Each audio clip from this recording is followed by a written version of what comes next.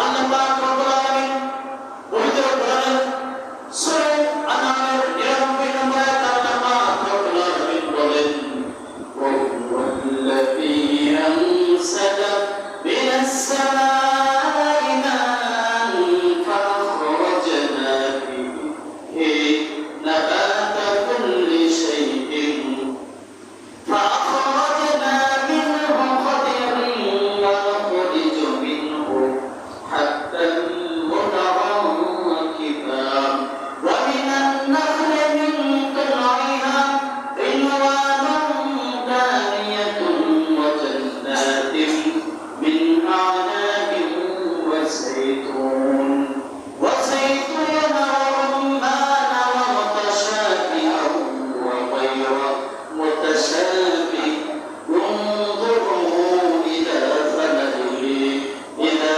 أثمر وينعي إن في ذلك لآيات لقوم يؤمنون شهد الله আল্লাহ পাক রব্বুল আলামিন আয়াতের মাধ্যমে জানিয়ে দিয়েছেন ওয়াল্লাযী আনজালা মিনাস সামাই মা'আন আল্লাহ বলেন আমি আল্লাহ আসমান থেকে তোমাদের জন্য বৃষ্টি বর্ষণ করি। আল্লাহ কি করেন? বৃষ্টি বর্ষণ করেন। এই যে এতদিন 6 দিন যাবত বৃষ্টি হয় নাই, গত রাত থেকে বৃষ্টি শুরু হয়ে গেছে। এই যে বৃষ্টি আল্লাহর পক্ষ থেকে রহমত, এই বৃষ্টি নাযিল করেছেন কে? আল্লাহ। কোন মানুষের ক্ষমতা আছে বৃষ্টি দেওয়ার?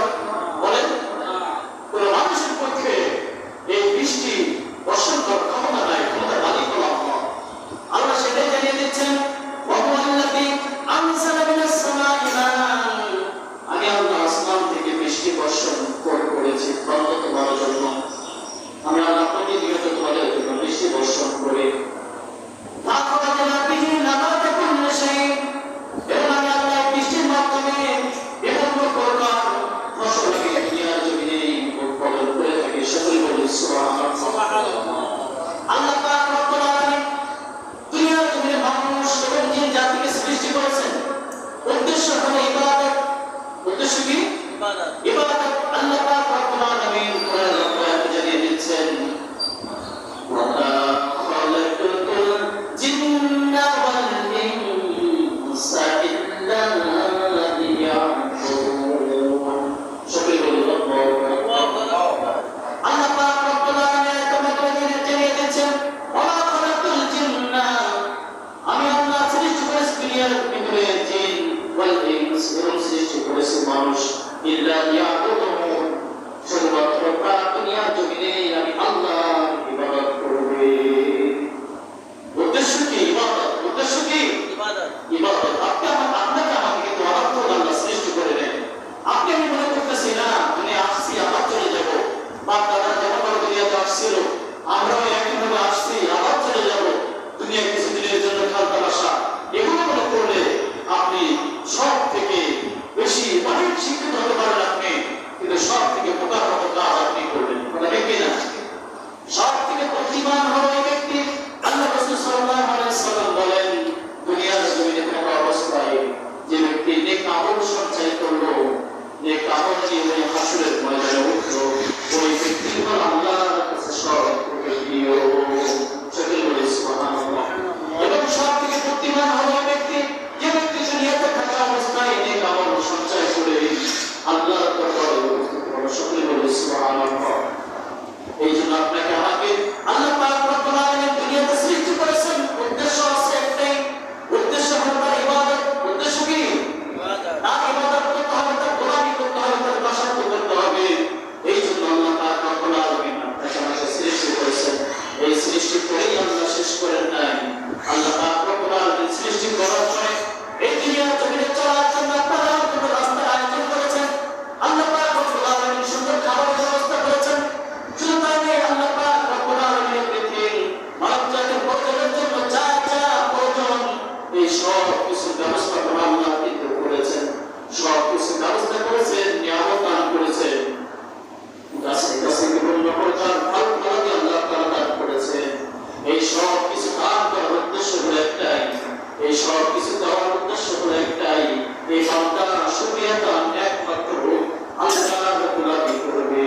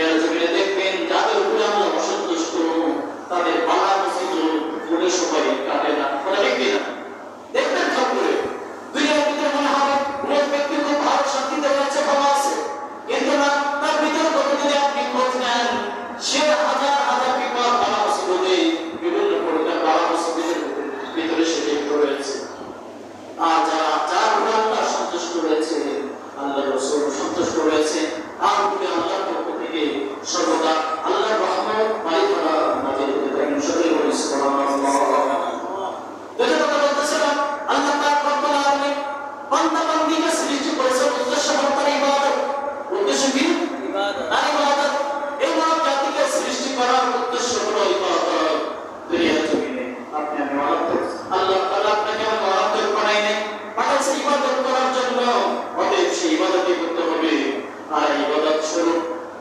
আল্লাহ পাক রব্বুল আলামিন ইবাদত করার জন্য মানুষের যা যা প্রয়োজন এগুলো আল্লাহ ব্যবস্থাপনা করেছেন। কি কি আল্লাহ তাআলা দুনিয়ার জন্য ব্যবস্থাপনা করেছেন সেগুলো আল্লাহ জানিয়ে দিচ্ছেন। আজকের কিতাবের ভিতরে আল্লাহ বলেন যে আল্লাহ তাআলা বলেন রাসূলের মাধ্যমে জানিয়ে দিয়েছেন মানব জাতির চলাচলের জন্য আল্লাহ তাআলা রাস্তা তৈরি করে রেখেছেন। এই যে রাস্তা দুনিয়ার জমিনে আপনি আমি জন্মের পর থেকে কিন্তু এই রাস্তা দেখতে পাচ্ছি, কথা দেখি না? আপনি আমি কি কখনো কল্পনা করেছি এই যে রাস্তাগুলো কে তৈরি করেছেন? কার প্রেরণা ছিল যে এখান থেকে এক থানা থেকে অন্য থানা, এক জেলা থেকে অন্য জেলা, এক ডিস্ট্রিক্ট থেকে অন্য ডিস্ট্রিক্ট, এক পোস্ট থেকে অন্য পোস্ট, জেলা থেকে অন্য জেলা, এইভাবে ভ্রমণ করতেছে রাস্তা দিয়ে রাস্তা। এই রাস্তাগুলো কে সৃষ্টি করেছে? একবার কল্পনা করেছি? যে ইঞ্জিনিয়ার রাস্তা তৈরি করেছে এই ইঞ্জিনিয়ারের মাথায় বেলুন দিয়েছেন কে? আল্লাহ। দেওয়ার মালিক হচ্ছে এই দুনিয়ার শুরু থেকে একের পর এক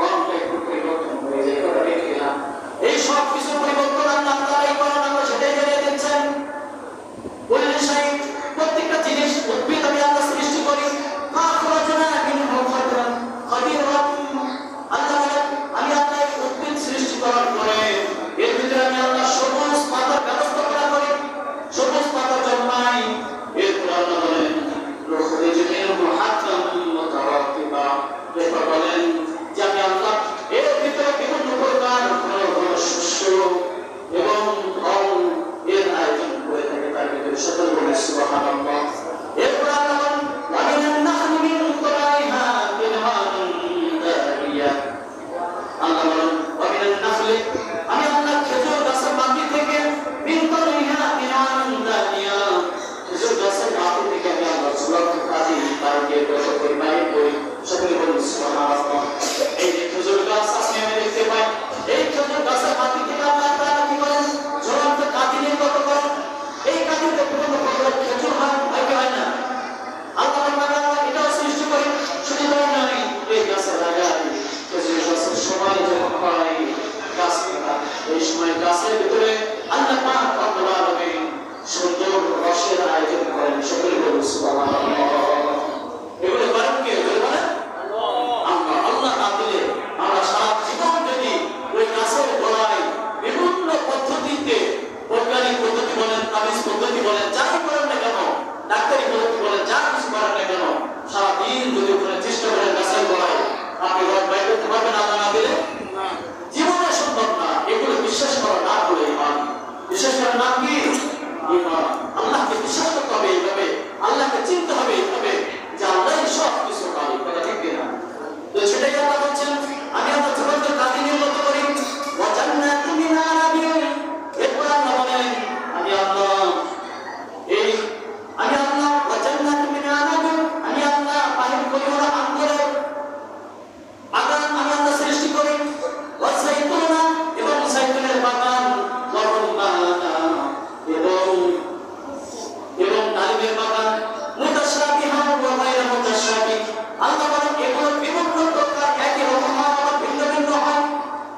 আল্লাহ বলেন আমি আঙ্গুরের বাগান সৃষ্টি করি। এই বাংলাদেশ সহ বাইরে বিভিন্ন কান্ট্রিতে দেখে বিভিন্ন প্রকারের আঙ্গুর করেছে। সকল করে সুবহানাল্লাহ। এক একটা রক, এক একটা স্বাদ, এক এক ফলে।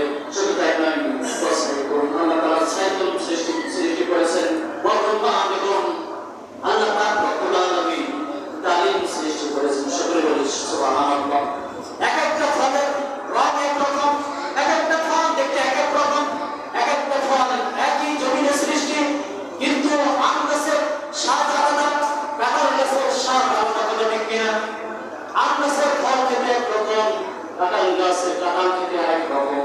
এই যে সব কিছু যুগের পরিবর্তন, সব কিছু করেছেন কেউ যদি বলেন আল্লাহ সৃষ্টি করেছেন, আল্লাহ করেছেন। আল্লাহ সেটা জেনে দিচ্ছেন। বন্ধু কিনা তোমারই তোমার লক্ষ্য করো গাছের ফলের দিকে। এরা আপনারা যখন গাছের ফল আসে, এবং যখন এই ফলটা পেকে যায়, ইন্না ফী যালিকা, নিশ্চয়ই এগুলোর ভিতরে লায়াতুল লিকাওমিন ইউমিনুন, মুমিন সম্প্রদায়ের জন্য নিদর্শন রয়েছে। সকলে বলি সুবহানাল্লাহ। লাস্ট ফিনিশিং যে কথা এগুলো বলে আসলাম, শেষ করবো। আল্লাহ বললেন উনজুর ইলা তামারি, তোমরা লক্ষ্য করো গাছের ফলের দিকে। কিসের দিকে? গাছের ফল। দুনিয়া ভিতরে দেখেন বহু প্রকারের ফল রয়েছে। আম, কাঁঠাল, লিচু, কমলা, আড্ডা, বেদানা, এরপরে আতা, এই জাতীয় আর বহু ফল রয়েছে। আল্লাহ বলেন উনজুর ইলা তামারি, তোমরা লক্ষ্য করে গাছের ফলের দিকে। ইদা আকবারা, যখন এই গাছের ফল গাছে আসে, যখন এই গাছে আগে কোনো ফল ছিল না, যখন আস্তে আস্তে করে গাছের ফলটা বড় হয়, তখন তোমরা তার দিকে লক্ষ্য করো। এই যে কোনো কিছুই ছিল না, গাছের ফুল হলো, আস্তে আস্তে বড়, ছোট ফল থেকে বড় ফল হলো। এগুলো করলো কে? তোমরাই করলে না আমি আল্লাহ করলাম? করলো কে? বলেন আল্লাহই করলেন। আল্লাহ বলেন তোমরা এগুলো প্রতি লক্ষ্য করে দেখো। আল্লাহ যখন গাছের ফল আসে এবং এই ফলটা যখন পেকে যায়, তখন কত সুন্দর হয়, দেখতে লাল কর্ণের হয়ে যায়, এবং কত সুস্বাদু। তোমরা যখন পেরে ওটাকে ভক্ষণ করো, খাও, তখন কত সুস্বাদু হয়, কত ভালো লাগে তোমাদের কাছে। সিজনের ফলগুলো, এই সব কিছু করলাম আমি মহান প্রভু আল্লাহ পাক রব্বুল আলামিন। কে বলেন? বলেন আল্লাহ পাক রব্বুল আলামিন বললেন, সব কিছু করলেন এই বান্দা-বান্দির উপকারের সাথে। বান্দা-বান্দির নিয়ামত স্বরূপ আল্লাহ তাআলা দিলেন, সব কিছু বান্দা-বান্দির জন্য আল্লাহ তাআলা করলেন। কিন্তু এই বান্দা-বান্দি আল্লাহর জন্য কি করবে? ইবাদত করবে। কি করবে? ইবাদত করবে, তার গোলামি করবে, তার দাসত্ব করবে, তার শুকরিয়া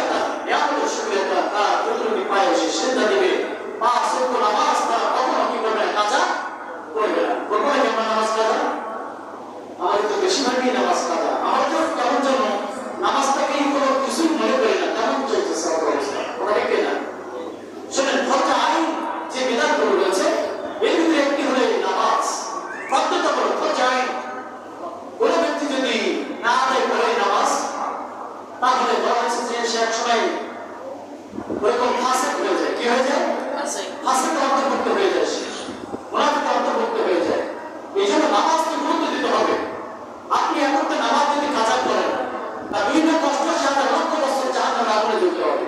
কয় লক্ষ? 2,88,000 লক্ষ বছর। হয়তো আপনি জীবনের নামাজটা করতে পারেন না, আসলে নামাজ আপনি করে নিলেন, এই নামাজটা হিসাব করার জন্য কাজা কি হয়েছে? কাজা হয়ে গেছে। এই নামাজটা তখন আপনি করে নিলেন, আপনি করছেন, তার বড় যুবক হবে 2,88,000 লক্ষ বছর জাহান্নামের আগুনে জ্বলতে হবে। স্পষ্ট হাদিস, আপনার বড় আলেমের কাছে শুনবেন। আর যদি নামাজ নাই পড়েন, তাহলে এর যে কি সাজা হবে, আল্লাহু আ'লামু বিমুরাদিহি, এই কথা আমি বলতে পারতাম না, আল্লাহই ভালো জানেন কি কি হবে।